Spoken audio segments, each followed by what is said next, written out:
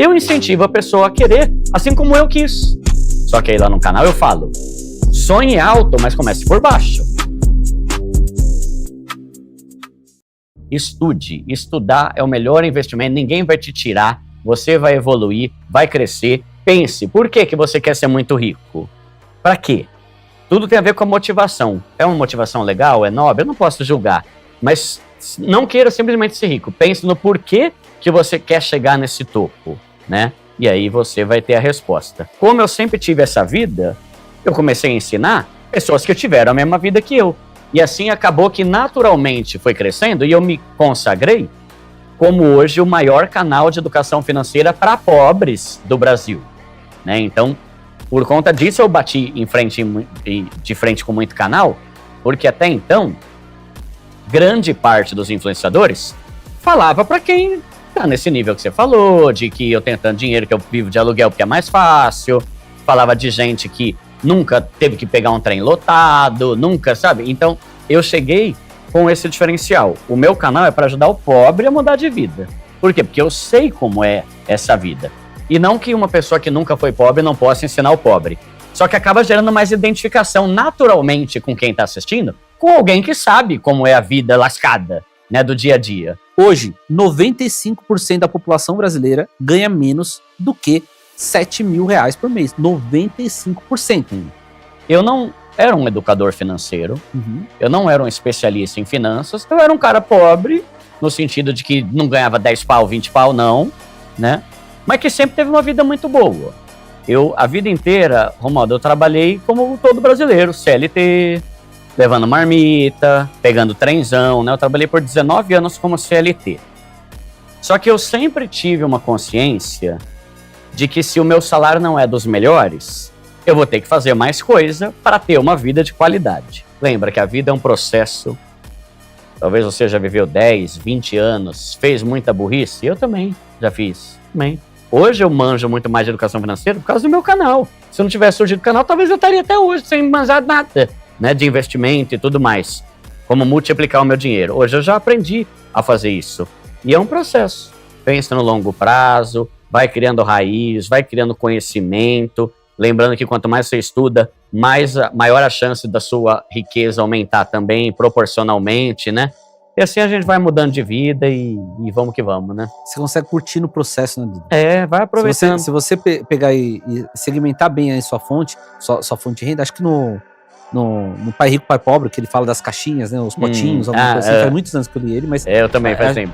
Acho que é isso, né? Que ele fala dos potinhos, né? Mas você tem que ter um pote também pra você falar, ó, esses 10% aqui, cara, é pra mim gastar mesmo. Esses 10% aqui... Celebrar as conquistas. É pra celebrar as conquistas. É ir num restaurante legal, de vez em quando. Porque você não precisa ir toda hora.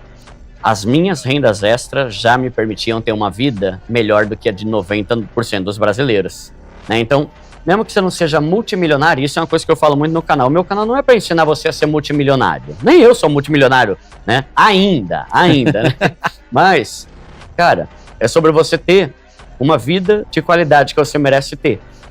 E você ter uma vida de qualidade é muito mais fácil e rápido. Não tô falando que é rápido, tô falando que é mais rápido do que você ser multimilionário, né? Então, assim, pensa longe, pensa distante, sonha alto, começa por baixo, tenha disciplina, tenha constância, diversifica suas fontes de renda, que você vai ter a tua vida melhorando cada vez mais. E quanto mais vai melhorando, mais você começa a pensar em possibilidades. Quando você está todo endividado, você não usa toda a tua capacidade cerebral para criar coisas. Por quê? Porque a tua cabeça está pensando na dívida, né?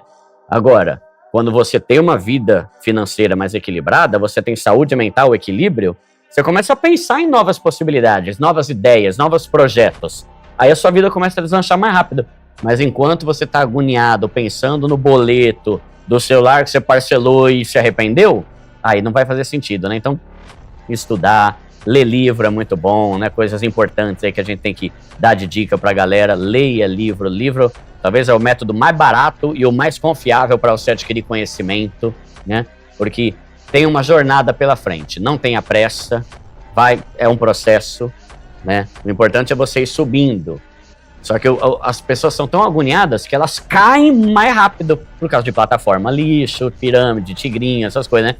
em vez de ela ir subindo aos poucos, mas subir, ela acaba sendo seduzida por porcarias e acabam caindo no buraco extremamente rápido, né, que não vai ajudar em nada. Além do meu trabalho CLT ali, eu sempre tive outras fontes de renda.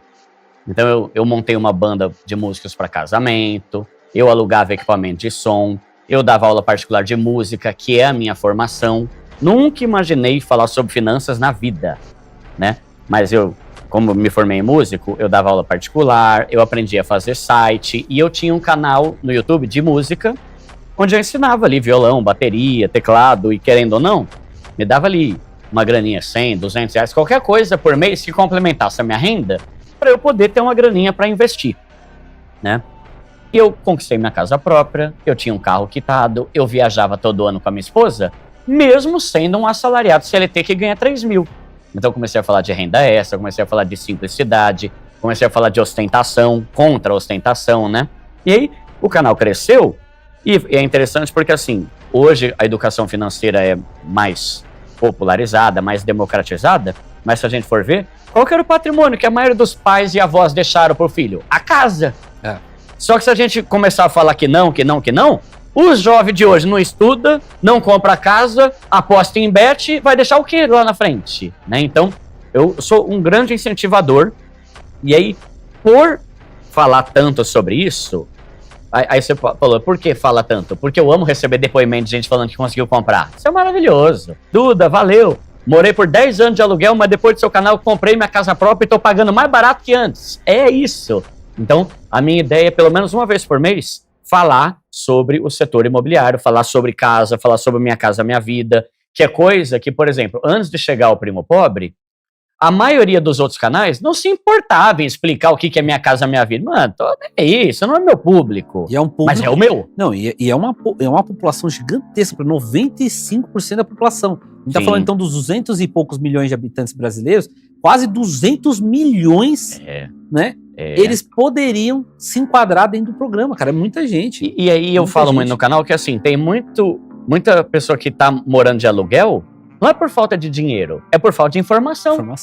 A pessoa não sabe, por exemplo, que hoje em dia ela consegue parcelar o valor da entrada, a pessoa não sabe que o governo dá subsídio, não sabe que a taxa de juros vai ser bem mais barato pelo programa, acha que, é tudo porcaria, Minha Casa Minha Vida. Não, hoje Minha Casa Minha Vida é 350 mil. Até 350, Pô, meu, 350 mil não é um apartamento vagabundo, é um apartamento legal. E eu cheguei batendo de frente, cara, não cai nesse papo de aluguel. Compra a sua casa, é a melhor coisa, a casa é tua. Todos os livros de finanças concordam comigo. Porque aí eu sofri muita crítica, tipo assim, quem que esse cara é, velho? O cara é músico, quer ensinar sobre finanças, aqui quer falar de casa própria. Não? Qual que é o teu currículo? Meu currículo é música, né? Só que aí o que eu faço? Eu começo a mostrar para as pessoas como ter a própria casa é o ideal. Mas e se... tem as exceções, mas se você for ver Os Segredos da Mente Milionária, o cara fala o quê? Pessoas de mentalidade pobre colecionam boletos e contas para pagar. Pessoas de mentalidade rica colecionam terras e propriedades. Você vai ver O Homem Mais Rico da Babilônia, que é um dos maiores clássicos de educação financeira. Compre a sua casa. Bênçãos recaem sobre aquele que tem o seu próprio lar, um lugar garantido para você e para os seus filhos, para sua esposa. Você vai ver a Psicologia Financeira do Morgan Housel, que eu amo também. O cara fala, cara, nem tudo é sobre rentabilidade. A paz de ter uma casa própria me vale muito mais do que otimizar e alavancar meus investimentos. Você vai ver o Primo Pobre. O Primo Pobre é o Pai Rico, Pai Pobre. Lá ele fala, né, que casa muitas vezes é um passivo, porque vai gerar custo, não é um ativo. Aí todo mundo começou a falar, não, porque o Pai Rico, Pai Pobre fala que não é para ter casa própria, que não é para ter casa própria. Aí ele mesmo ficou doido, né? E ele fez outro livro, e no outro livro ele falou, pessoal, tem muita gente que fala que eu não falei para ter casa própria. Eu nunca falei isso. Inclusive, eu tenho casa própria, eu amo ter casa própria. Eu só expliquei lá que tem uma diferença entre ativo e passivo. E aí, quando a gente vem para um público mais baixa renda, que tem o Minha Casa Minha Vida, fica 1000 vezes mais vantajoso, porque você vai pagar mais barato, e não vai ter aquele reajuste absurdo do aluguel, né? Então, aí eu cheguei batendo de frente com muito canal por causa disso. E às vezes até subsidiado, né, Duda? E pensando que esse é o primeiro ou o segundo, talvez, maior desejo do brasileiro, eu incentivo a pessoa a querer, assim como eu quis.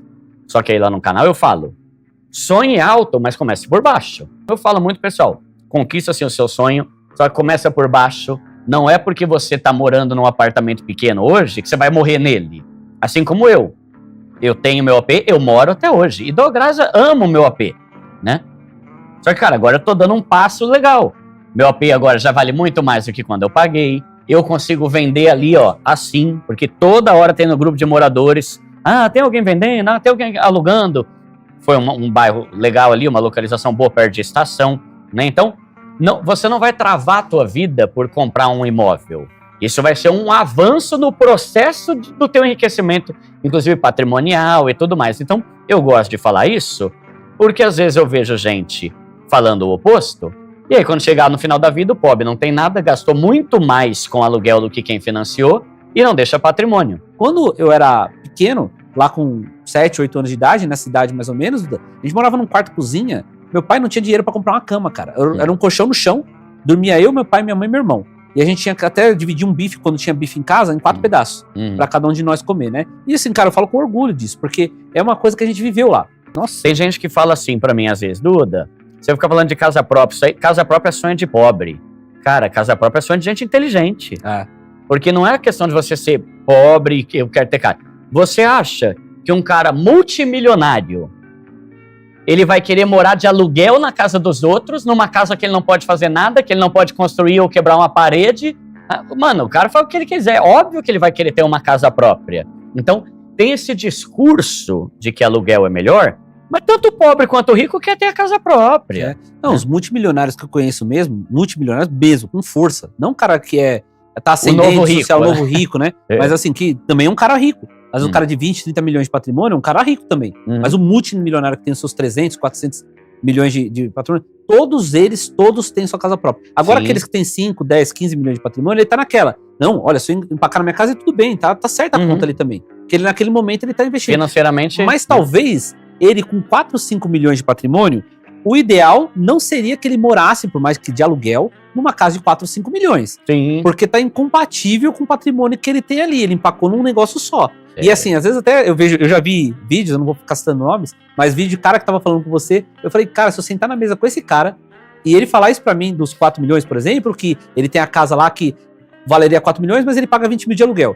E aí ele pega aquele 4 milhões e investe em outra coisa que vai render 40 mil por mês. Cara, se ele pega aqueles 4 milhões e eu coloco em um empreendimento imobiliário, então, eu vou fazer ele virar 40 em 3, 4, 5 anos. Lógico, ele vai ter que operar, tem muita coisa pra fazer ali, não é nada de pirâmide, mas assim, o cara, às vezes ele tá falando uma coisa que ele não conhece o mercado imobiliário, ele não sabe pra ele falar aquilo, e muitas das vezes, né, Duda, você tá pagando aquela parcela tá 1.500 lá de prestação lá do seu apartamento, 1.500. Porém, o seu apartamento, além disso, ele vai valorizando ao longo do tempo. Ele vai valorizando ao longo do tempo. Então, assim, ou seja, naquele momento lá, o cara daqui 5, 6 anos que ele juntou lá, vamos falar, naquela maracutaia toda que o pessoal ensinava ali pra trás, que hoje não deu certo. Pega lá pra trás, lá, porque era por volta de 2020, 2021, que foi um momento muito atípico, que o governo colocou a taxa de juros a 2% ao ano. Pra quê? Pra movimentar o mercado imobiliário, que é um motor da economia. Você pega, por exemplo, o mercado imobiliário da cidade de São Paulo, não sei se já falei esse dado pra você, mas só o mercado imobiliário da cidade de São Paulo são 48 bilhões de reais por ano, de forma primária. Nossa, mano. Quando você dilui na cadeia, Duda, dá quase 200 bilhões de reais só o mercado imobiliário da cidade de São Paulo. Então você vê, aí o cara fala que não, é um mercado ruim. Cara, peraí, vai com calma, porque o mercado imobiliário, ele é bom há 50 mil anos, quando o homem começou a ver uma caverna e ele pôde sentar ali e se proteger da chuva, do sol, né? Enfim. Mas enfim, aí, Duda, aí você mostrou pra galera, né? Que você tem ali formas de você ganhar o seu dinheiro e tal. E aí você sempre falou muito assim de imóveis. Qual que é o lado da sua paixão por imóveis, Duda? Cara, é que assim, eu acho que é muito bom você ter a sua própria casa. E eu não concordo com nenhum argumento que levantam contra isso. Seja questão financeira, seja questão de liberdade, né? Eu falo esses dias lá no canal. Cara, o pessoal fala que quando você tem casa própria, você não é livre. Pra mim, não é livre quem vive de aluguel. Porque a qualquer momento ele pode tomar o pé na bunda ali e ter que mudar e ter que refazer todo o planejamento de vida dele. Agora, quando você tem uma casa própria, você tem a opção de vender, Você tem a opção de alugar ela e viver de aluguel em outro lugar. Eu conheço amigos que têm casa própria, é dele. Só que ele aluga aquela casa e vive de aluguel em outra cidade. Tá bom. Mas se tudo é ruim, ele volta. Ele tem pra onde voltar. E, se a gente for pensar, sempre foi um sonho ter casa própria.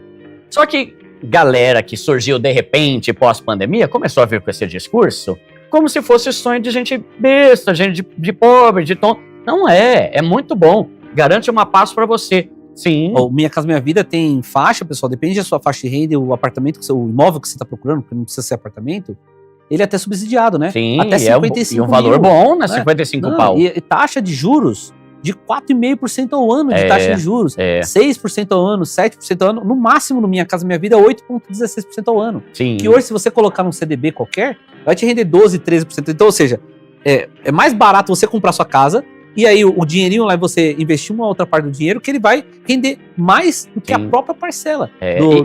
E é sobre a paz de você ter a própria casa, né?